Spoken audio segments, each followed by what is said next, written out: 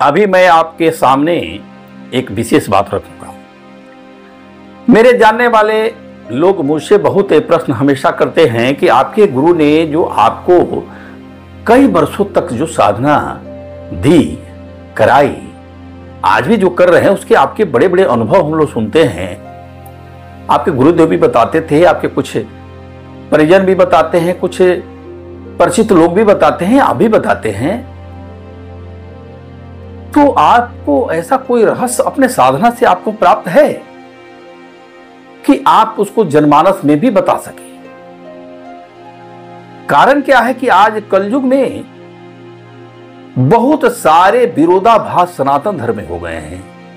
जितने लोग धार्मिक हो गए हैं, जितने अच्छे लोग में आस्था आ रही है, नई पीढ़ी समझना चाहती है पूजा पाठ को, अध्यात्म को। बहुत तो ऐसे लोग हैं कि उनको पता ही नहीं रहती है चेतना क्या होती है, प्रज्ञा क्या होती है, भक्ति क्या होती है, श्रद्धा क्या होती है। वो सिर्फ भागना चाहते हैं धर्म के नाम पर, भगवान के नाम पर। मनुष्य का बहुत बड़ा शोषण होता है। मेरा मानना है कि हर मनुष्य को यह अधिकार होना चाहिए कि कैसे ईश्वर से जुड़ा जाए, कैसे लाभ ले। किसी के पास जाकर दीक्षा ले लेने से किसी का कल्याण नहीं होता है। उसे समझना पड़ेगा, उसकी चेतना विकसित होनी चाहिए, उसको समझ होना चाहिए कि हम कौन सी साधना कर रहे हैं। हमारे सनातन धर्म में अनेक बीज मंत्र हैं।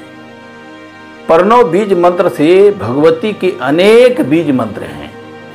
भगवान शिव के, भगवान विष्णु के, भैरव जी के अग्नि बीज, वायु बीज, अनेक देवी देवताओं को बीज है। और बीज मंत्र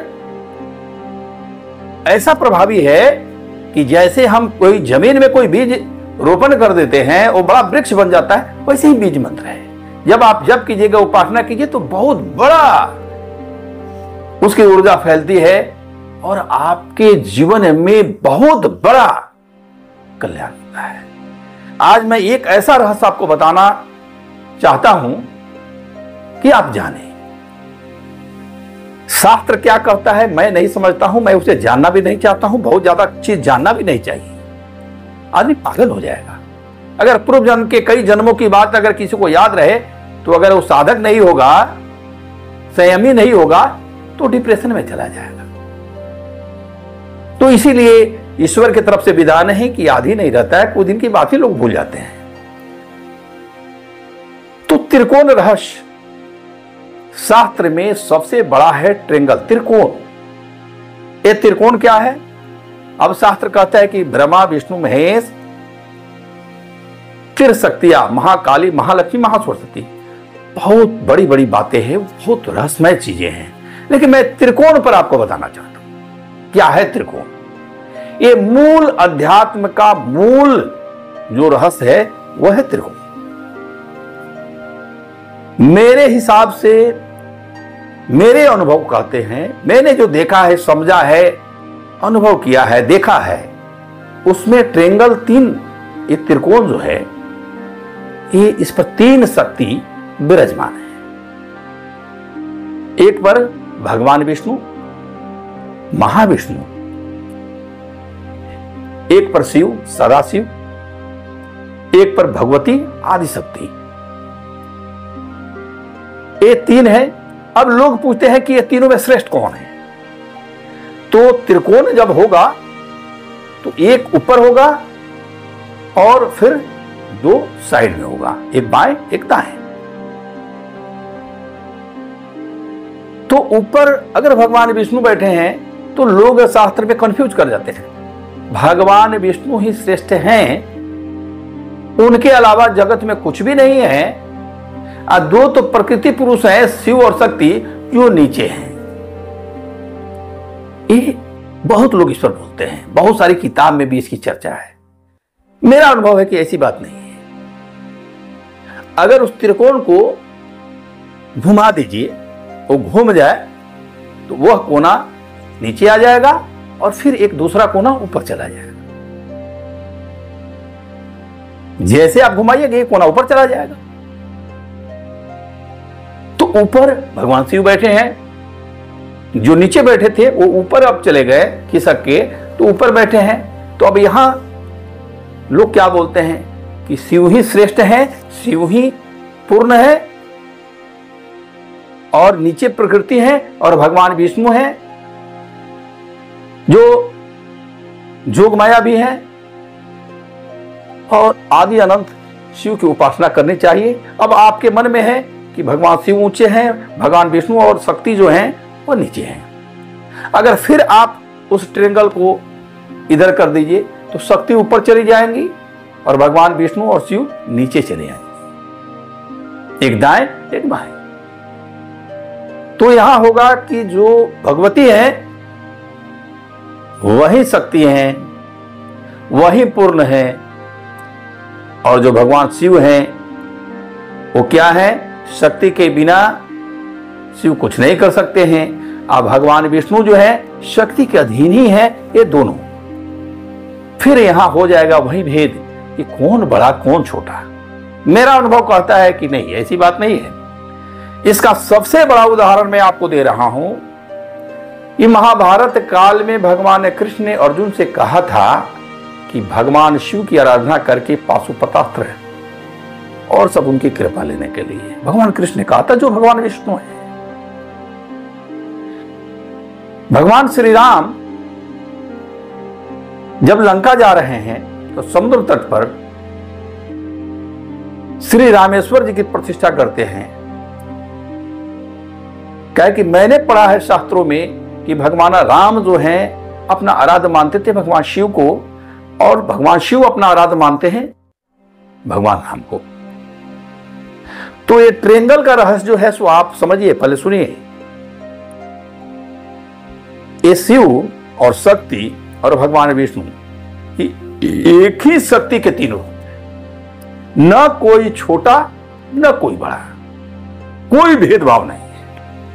ये तो जगत की लीला है परमात्मा की, जो निराकार। इसलिए कि ट्रेंगल के बीच में एक बिंदु होता है, और बिंदु इसलिए प्रतीक दिया जाता है कि इन्हीं बिंदु की उपासना हमें करनी है। यही मूल तत्व है, परम तत्व है। ट्रेंगल के बीच में ये मूल तत्व है। तो कौन है मूल तत्व? ये निराकार अगर है तो फिर बिंदु देने की जरूरत क्या है? वो गैप पॉइंट है ही, गैप त्रिकोण के बीच में गैप, बाहर गैप, तो निराकार तो है ही। लेकिन बिंदु का मतलब है कि कोई सकार प्रतीक। तो ये बताता है कि ये तीनों जो है एक ही हैं, और जैसे जैसे भक्त जैसी जैसी साधना करती हैं वो बिंदु पर जाके वही शक्ति विराजित हो जाती हैं। कभी शिव चले जाते हैं, कभी शक्ति चली जाती है, कभी हरि चले जाते हैं, कभी तीनों एक साथ चले जाते हैं। प्रणव में क्या लगता है? कैसे प्रणव का शब्द है? आ उ मा, तीन। ये ट्रेंगल यही तीन का रहस्य है। तो ये बिंदु में वो तीनों चले जाते हैं, और तीनों की शक्तियां ही पूरे सृष्टि का संचालन कर रही है, लेकिन है एक, ये एक ही है। अब हम लड़ाई करते हैं, हम वैष्णव हैं, वो लड़ाई करते हैं, हम शिव हैं, वो हम करते हैं शाक्त हैं। तो मैं एक और आपको बात बताता हूं। मैंने 1.5 करोड़ मां काली का जप किया है। मैं वाम मार्ग का साधक तो दक्षिण मार्ग का साधक रहा हूं, लेकिन वाम मार्ग गुरु रहे हैं मेरे। जो मां काली का बीज मंत्र होता है, मां काली का 2 बीज मंत्र होता है, जो भगवान कृष्ण का भी बीज मंत्र होता है। पुराणों में मैंने पढ़ा है कि मां काली जो है वही भगवान कृष्ण है। मैंने पुराणों में पढ़ा है, और कुछ कुछ मेरा अपना विश्वास भी वही है। मैंने जप किया है, अनुभव किया है, देखा है, समझा है। मैं मां की उपासना कर रहा हूं तो कृष्ण क्यों दिखेंगे? अब मैं कृष्ण को उपासना कर रहा हूं तो मां क्यों दिखेगी? तो भेदभाव तो इसलिए बना हुआ है कि आप कई जन्मों के कर्मों में लिपटे हुए हैं, आपको जीवन में अनुभव चाहिए। आप मां काली क्या है? आप कैसे हरि की उपासना कीजिएगा, शिव की उपासना कीजिएगा, विशेषकर हरि की उपासना कैसे कीजिएगा?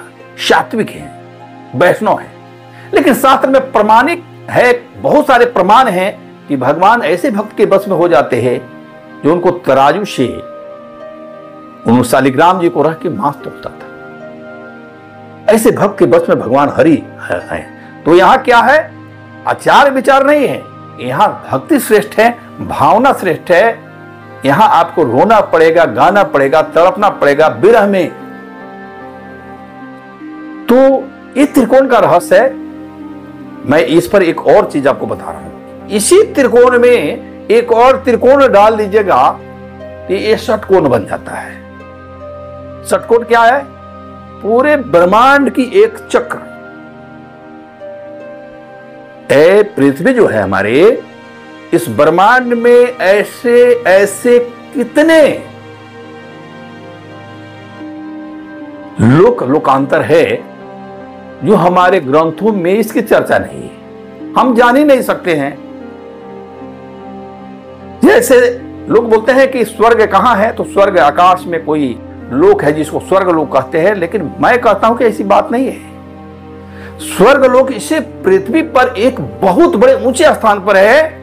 अगर ऐसी बात नहीं होती तो 5 पांडव मां द्रौपदी के साथ हिमालय के रास्ते ये कौन से स्वर्ग जा रहे थे जो सिर्फ युधिष्ठिर की पहुंच पर है कुत्ता के साथ? कौन सा स्वर्ग है? अगर ये आकाश में है तो आकाश गमन करके जाना चाहिए, कोई विमान से जाना चाहिए।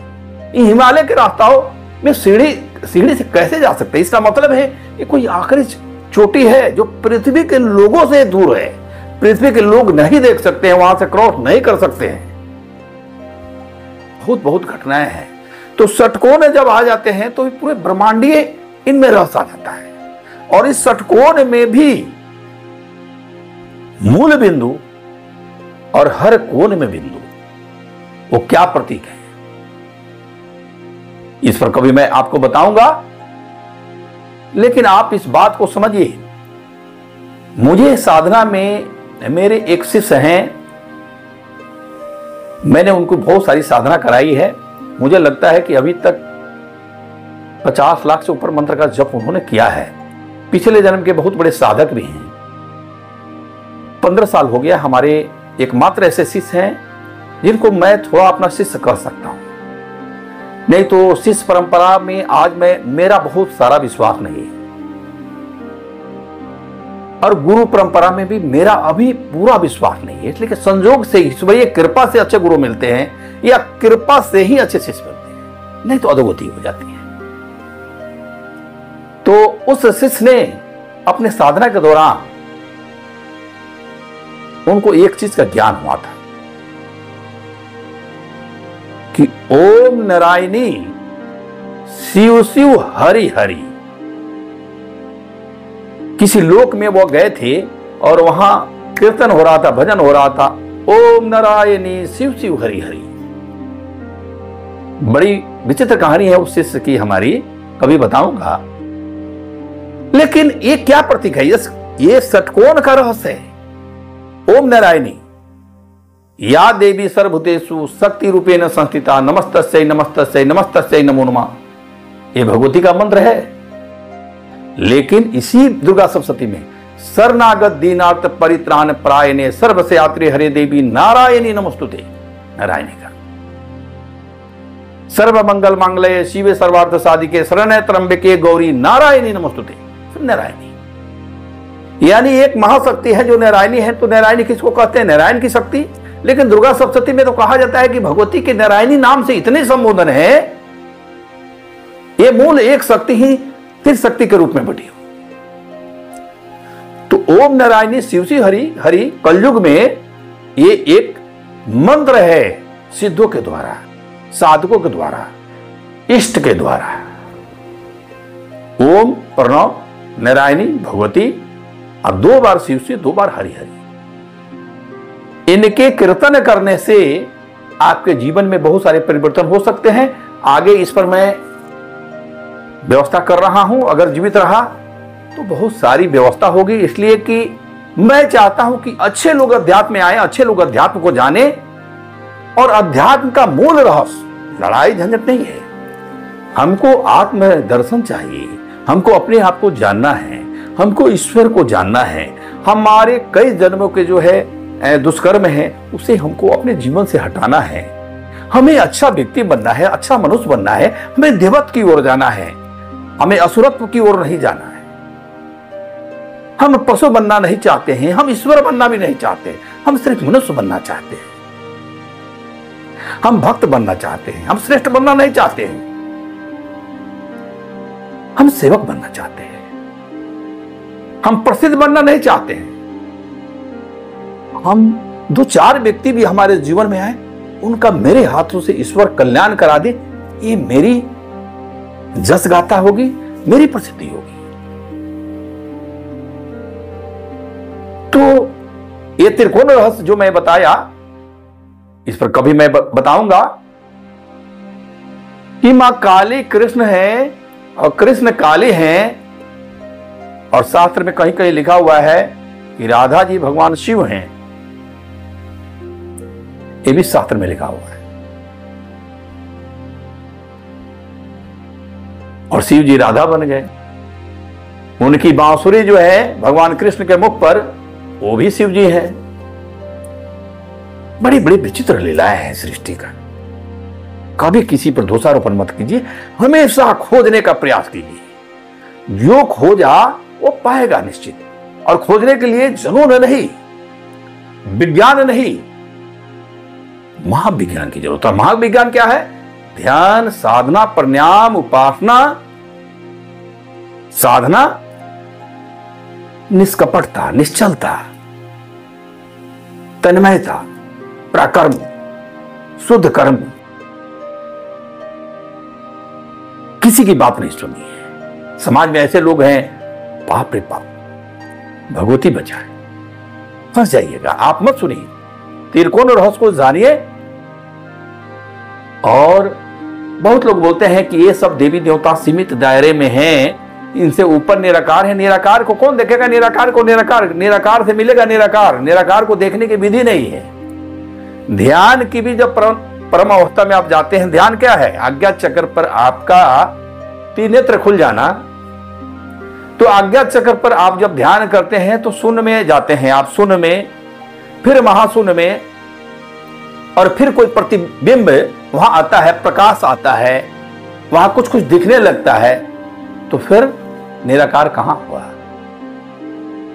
आप उपासना करते हैं निराकार का, और कोई ना कोई साकार प्रतिबिंब बना ही लेते हैं। ध्यान में हो तो, या जीवन में हो तो, वो माला के रूप में हो, ये मंत्र के हाथ पर जप करने के रूप में हो, कपड़े में हो, जिस चीज में भी हो, साकार की जरूरत पड़ जाती है। तो निराकार को पकड़ना मनुष्य के लिए संभव नहीं है। कोई मनुष्य जीवन में निराकार को नहीं पकड़ सकता है, नहीं समझ सकता है। अगर समझना है तो साकार से ही जाना पड़ेगा। तरह तरह की विद्या बना के लोग रखे हुए हैं, अपने अपने लोगों के ज्ञान है। मेरे गुरु का ज्ञान, मेरे कई गुरु रहे हैं मेरे जीवन में, तो मेरे गुरु का ज्ञान और जो साधना उपासना मैंने देखी है, मैं जो सत्य आपके सामने बता रहा हूं। मैंने इस पर एक पुस्तक भी लिखी है, रुद्र शिवा, एक हिंदी उपन्यास आध्यात्मिक है। मैंने उसमें सत्य घटना, बहुत लोगों की, कुछ लोगों की जीवनी लिखी थी। अध्यात्म इतना सहज नहीं है, आडंबर अध्यात्म नहीं है। आप अध्यात्म कर रहे हैं, मंत्र जप, आपने क्या देखा? आप इतने दिन से किसी गुरु के पास जाते, क्या देखा, क्या समझा? पहले तो आप शुद्ध थे, साफ सुथरा थे, बहुत अच्छा सोचते थे। अब तो कुटिल बुद्धि हो गई है। पहले तो किसी गुरु के चरणों में जाके, किसी महात्मा के चरणों में जाके, किसी के साधु के चरणों में जाके सिर झुकाते थे कि मुझे जीवन में कृपा मिलनी चाहिए। और जब वहां से उन्होंने कुछ दिया तो फिर तो आप तो उनसे भी क्रॉस करके आप भागे, और आपको लगा कि नहीं, मेरे पास जो ज्ञान है, अहंकार बढ़ जाते हैं। इतने अहंकार बढ़ जाते हैं कि अगर आप में थोड़ी भी अगर कमी हुई, कमी मीन्स श्रद्धा की कमी हुई, विश्वास की कमी हुई, तो आपके जीवन में ये निशाचर, असुर, ये आसुरी शक्तियां प्रबल हो जाती है, और आपके अध्यात्म, आप समझते हैं धर्म है, अध्यात्म है, घुस जाती है आपके दिमाग में, और आपके दिमाग को चौपट कर देती है। मार्गन का नाम सुनोगे ना, मार्गन पहुंचने नहीं देती ईश्वर के पास। इतने इतने आसुरी शक्तियां हैं जो आपको पहुंचने नहीं देगी, आप क्या कीजिएगा? जिस दिन त्रिकोण रहस्य आप समझ लीजिएगा, इस दिन जीवन को सफल आपका जीवन हो जाएगा। किसी भी मार्ग में हो, शक्ति उपासना के मार्ग में हो, शिव उपासना के मार्ग में हो, हरि उपासना के मार्ग में हो, अगर आप त्रिकोण रहस्य को जान जाइएगा तो आप बस आप मस्त हैं, आप आनंदित हैं, परमानंद में पहुंच जाइएगा। और आप जीवन में कभी किसी के बारे में कुछ मत सोचिएगा, आप सोचना भी नहीं चाहिए। मेरा मानना है कि जगत क्या कर रहा है, क्या हो रहा है, क्या मतलब, मत सुनिए। अच्छी बात सुनिए किसी का भी। हम मनुष्य हैं, हमें अच्छा बनना है, अच्छा करना है। मेरे जीवन में संकट है, मेरे बच्चे बीमार हैं, मेरे बच्चे असफल हैं, मेरी पत्नी बीमार है, मेरे माता पिता, मेरे जीवन में कई परेशानियां हैं। तो हम उन परेशानियों से निकलने के लिए भगवान के शरण में जा रहे हैं, आडंबर करने थोड़े जा रहे हैं। गलत मार्ग से धन भी कमा लेना क्या अच्छी बात है? गलत मार्ग से धन कमा लिए तो धर्म भी तो चला जाएगा। अधर्म के आड़ में अधर्म आप करते हैं तो क्या होगा? धर्म के आड़ में अधर्म होता है। मेरा मानना है कि आप धार्मिक बनते हैं, तिलक, चंदन, टीका वगैरह वगैरह हम सब लगाते हैं, रुद्राक्ष पहनते हैं, इतने सारे मालाएं पहनते हैं। हमारा आचरण भी तो इसी प्रकार होना चाहिए। हमें अध्यात्म को बदनाम नहीं करना, हमें धर्म को बदनाम नहीं करना चाहिए। कोई देखेगा कि इतने सारे माला पहन के, इतने सारे बात कह के इन्होंने किसको किसको ठगा। ये अध्यात्म के नाम पर, धर्म के नाम पर कितने का शोषण किए, तो दूसरा भी करेगा। समाज प्रभावित होता है इससे। इसीलिए मैं कहता हूं कि बाबा बनना सहज नहीं है, गुरु बनना सहज नहीं है, प्रवचन कर उपदेशक बनना भी सही नहीं है। चरित्र जिसका रक्षण हो, जिसका लोभ से रक्षण हो, बहुत सारे विकारों से जिसका रक्षण हो, वही तो परमार्थ करेगा, और नहीं तो परमार्थ में दोष होता है। इसलिए त्रिकोण रहस्य मैं बहुत जल्द आपके सामने त्रिकोण रहस्य को बहुत सारे डिटेल में बताने वाला हूं। और बस अगर आपको ये बात मेरी अच्छी लगी है तो आप मनन कीजिए। कोई जरूरी नहीं है मुझसे जुड़ना है, मुझसे जुड़ने की भी कोई जरूरत नहीं है। मैं धीरे धीरे सारे यूट्यूब पर या फेसबुक पर या जैसे जैसे मेरे पास सुविधा होगी किताब के रूप में वो संकलन कर दूंगा, तो अच्छे लोग उसका लाभ लें। जय मां, जय मां।